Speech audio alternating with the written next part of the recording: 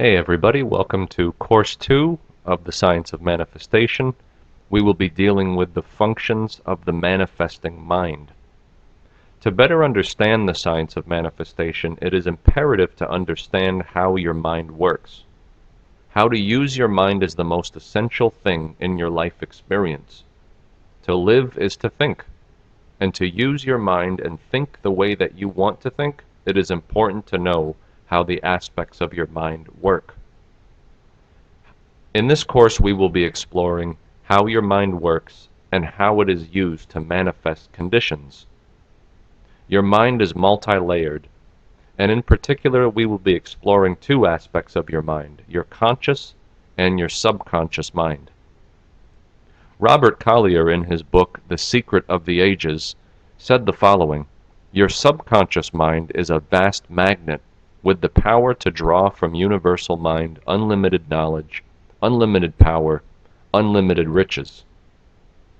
To begin the scientific process of manifestation and experience in your life all that you desire to experience, whether it's harmony in your relationships, wealth, health, or happiness, it must begin with an understanding of your mental energy. Everything that you experience and feel in your life is largely the result of your internal programming. Life is continually responding to your dominant habits, desires, and feelings. Everything that you see in life, you have allowed yourself to be programmed to see. Let's explore a bit as to how this works. The conscious mind simply means awareness. It can also mean alertness, awake, or responsiveness. Consciousness is that part of you that is aware you are taking this course at this time. It is your awareness of the surroundings, the sights, the smells, the sounds. This part of your mind has been referred to as the watchman at the gate. Everything that enters your mind does so through your conscious awareness. It is through this guardian at the door that your subconscious mind, which we'll be explaining in a moment, or as some other traditions call it, the storehouse consciousness, receives the impressions and orders to fulfill a particular wish or task. What you allow into your mind and prevent from coming into your mind is largely the function of your conscious awareness.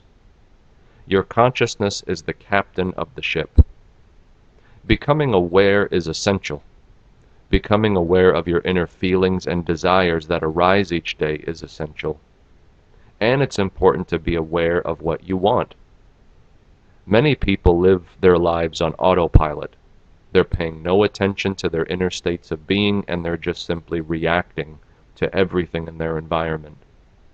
This is a habit that you will want to release. Start to become more aware. Your habitual mind is the second part of your mind, also known as the subconscious mind. It is estimated that 90% of your mental activity is due to your subconscious intelligence. Some call this mind by different names. The Buddhists refer to it as the storehouse consciousness. It is your memory bank. Whatever name you choose to call this, it is a very advanced part of your intelligence that you will definitely want to tap into. While you don't see this part of your mind, you're always experiencing the effects of it every single day. Dr. G.O.C. Spitzer said that the subconscious mind has the following powers. It controls the functions and sensations of your body. It has, while your conscious mind has control over voluntary muscles and motions, your subconscious is controlling all the silent, involuntary functions of your body. So there's a whole lot that your subconscious is doing for you to keep you functioning. Consider all that the nutrition, the wastes, the excretions, the actions of your heart, the circulation of your blood, your respiratory system, your breathing. All of this is under the control of your subconscious. And it even has incredible powers, such as communicating with people without any physical way. It can read the thoughts of others, pick up impressions, and it can receive and transmit intelligence to people from a distance. This is a very powerful part of the mind. that you'll definitely want to get to work for you if you want to manifest. And it's always at work, 24/7. This subconscious intelligence is always active. Think of all the things that you do with your second nature. Remember, this controls 90% of what you do. And there's a whole lot of things that we do every day that we do almost as effortlessly. Second nature, language, walking, cooking, driving. You have hobbies, playing basketball or playing a particular sport, or drawing, running, the reactions you have on a day-to-day basis that happen effortlessly. This is the result of your subconscious activity. It's responding to what you've programmed it to do. So language, you've programmed your mind to learn how to speak language. It may have been difficult at first, but over time it became effortless. The same is true of walking, cooking, and many other things. In the same book by Robert Collier, The Secret of the Ages, he quotes Dr. Frank Crane, who says the following about the subconscious mind. The smartest man in the world is the man inside. By the man inside, I mean that other man within each one of us that does most of the things we give ourselves credit for doing. You may refer to him as nature or the subconscious self, or think of him merely as a force or natural law. Or if you are religiously inclined, you may use the term God. I say he is the smartest man in the world. I know he is infinitely more clever and resourceful than I am, or any other man that I have ever heard of. It's quite a description of your subconscious mind. Some people have even referred to the subconscious mind as a genie within you. Just like the Aladdin story, where a genie appears ready to grant Aladdin's wish, your subconscious mind is truthfully no different. It is ready to take whatever feelings or wishes you impress upon it, and it goes to work for you and allows it to become an effortless part of your being. So whatever plan or wish or ideal you hand over to your subconscious, it is guaranteed to go to work for you like a faithful assistant. And by understanding how your conscious and subconscious work together, it's guaranteed to work for you like a faithful assistant. It's guaranteed to cause a manifesting process. Dr. Joseph Murphy, in his book The Power of Your Subconscious Mind, said the following: once the subconscious mind accepts an idea, it begins to execute it. Your subconscious mind takes the orders you give it based upon what your conscious mind believes and accepts as true. It does not question the orders of the basis in which they are given. So it is essential that you program your subconscious mind with what you wish to experience. Because remember, it's going to take whatever you believe to be true. And if you instill in your mind affirmations that harmonize with your ideal life, or an ideal state of mind, or an ideal well-being, it's going to go to work for you. So make your wishes very clear to the subconscious intelligence. What you really feel is what you will reproduce. There's a certain truth to the saying, be careful what you wish for. This is because the mental process of creation is always happening, whether you are aware of it or not. If you focus on what you don't wish, you're going to get more of what you don't wish. That's where your focus is. But if you focus on what you wish, your subconscious mind will take you further in the direction of what you wish. Now, your conscious and your subconscious mind are not isolated things.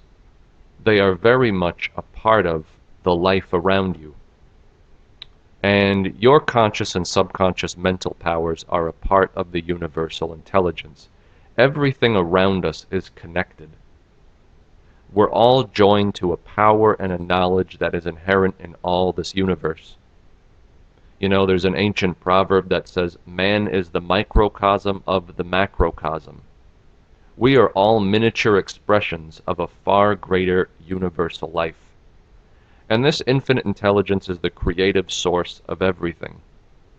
It is allowing into your consciousness whatever you predominantly think and feel through the manifestation process. And this infinite life that formed everything works through this law of manifestation in your life, and it allows into your life whatever it is you choose to give your attention to. So all the good and the evil that you go through is largely the result of cause and effect in the mind, and those causes begin within your mind. Your conscious and your subconscious minds are not isolated from this living creative intelligence. It is an intricate part of it, not something that's separate from it. So I encourage you to begin seeing that your mind is indeed a part of this life, a part of this universe. And this will add great power to the manifestation process. When you instill ideals and plans into your subconscious mind, in some mysterious way unknown to us, it draws from the infinite power of the universe the resources necessary to bring your ideas into manifestation. Napoleon Hill stated the following: "Through a method of procedure unknown to man, the subconscious draws upon the forces of the infinite intelligence for the power with which it voluntarily transmutes one's desires into their physical equivalent, making use always of the practical media by which this end may be accomplished."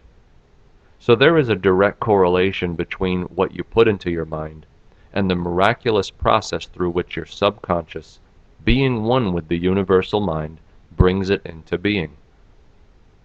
In the New Testament it states, "God is over all and through all and in all." And this is true in science. Life fills everything in the universe. Energy fills everything in the universe. From the vast galaxies to the microscopic organisms that exist on our planet, everything is a part of this life. And this source of life and energy dwells within your conscious and your subconscious powers. Life is everywhere. It is all there is. It is all in all. And there's a couple practical examples of how we can see this interconnectedness in life. Consider it telepathy and synchronicity. Many of you have probably experienced telepathy at one time in your life. Maybe you experience it very often. Telepathy means distant feeling. It's when you think or feel a thing only to transfer that, and another person picks up the frequency of what you feel and think and repeats the same. And many scientists are actually beginning to explore this telepathy much more. And telepathy really reveals that your thoughts are not really hidden within your mind. They're not really isolated as you would be led to believe. They exist within a vast sphere of life where it is possible to transfer it to those around you. How else could you think something at some time as another, or know something from a distance only to find out that another person was thinking the same thing at the same time? This happens very frequently.